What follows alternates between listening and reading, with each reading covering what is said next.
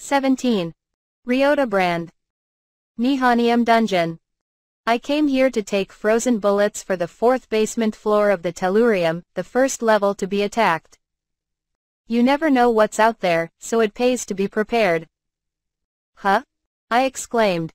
It was widely known that the Nihonium was not dropping, and every day it was deserted, but today there were people there.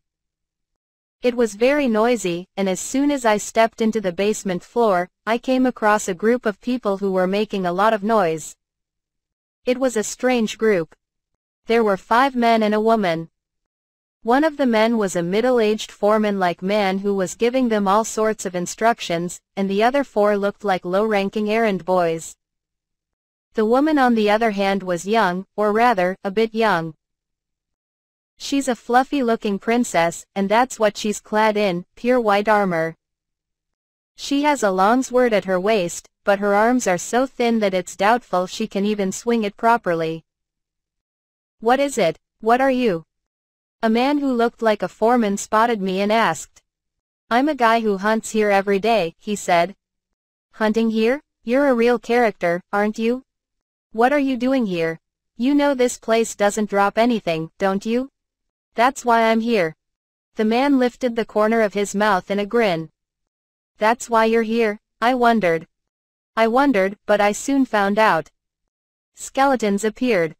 First, the 4 messengers attacked the skeletons. I wondered if 4 of them were strong enough to do that. But the 4 men were clearly not trying to defeat the skeleton, but to weaken it by taking it easy on it. Eventually, the skeleton became so ragged that it could hardly move.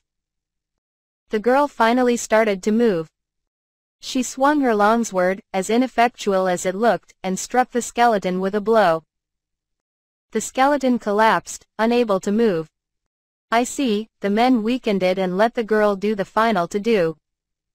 This is a scene sometimes seen in games. A strong man weakens a monster and lets a weak man finish him off to give him experience. In a way, it's the same thing I did to Emily. But I guess not. After the skeleton fell, the men rushed out. They put the skeleton in a box. It was a very well-made box, the kind of box used to seal and preserve something. They put the skeleton in the box and sealed it tightly. And then, I heard a poof sound. The sound of a monster disappearing and dropping. Nihonium doesn't drop anything, but it makes the same sound. Inside the box, the skeleton disappeared. All right, we're all set. What was that? It's an airbox. An air chest? You know these monsters only drop air? What? Oh, that's how it works. My sense is that they don't drop anything, but Emily told me that the monsters in this world drop water and air when they don't drop anything. It's a bit of a difference in perception. This place called Nihonium doesn't even drop water, only air. I see. So this is Princess Margaret's air chest. This is the air from the monsters she killed. This is our main product. Air? Can you sell that? It will sell. That's all you need to sell. I was stunned. It was a world too deep. After stocking up on frozen bullets on the 1st basement floor of Nihonium, I came to the 4th basement floor of tellurium. I left Emily behind and came here by myself because I was going through the lair of the coca slime on the 3rd floor. Now, what is a bat slime? I soon found out. The one that came flapping its wings had a dark blue body, bat-like wings, a slightly evil-looking face, and sharp double teeth. As the name, bat slime, implies, it was a slime with bat elements. It flew at me, and I thought it was going to hit me, but it opened its mouth wide and bared its sharp teeth. Is it biting or sucking blood? I don't know which one it was, but it looked like it would be unpleasant to be hit, so I dodged it. I dodged, and when the bat slime stopped moving, I fired my gun. I don't know if it was a head shot or a body shot, but it hit the center anyway. The slime fell to the ground and disappeared with a pop. What came out was a bamboo shoot, a heavy, burly, lush bamboo shoot. A drop from this 4th basement floor, as requested by Eric. I picked them up and went around the dungeon some more. After hunting a certain number of them, I left the dungeon. Here are your bamboo shoots. I came to yesterday's bar. It was still daytime, so there were no customers, and the staff was preparing to change the tags on the menu before opening. I was a little curious about the 2 different beers out of 10 that changed daily, and secretly wondered if I would go back tonight. Eric stared at the bamboo shoots I had brought. He stared at them and smelled them. This is... What's going on? Excuse me. After saying no, Eric took out a knife from his pocket. It was a small but well-maintained knife, sharp and nice. It was not only the knife that was good, but Eric's skill was also very good. He deftly used the knife to peel and slice the bamboo shoots. He looked like a top-notch chef.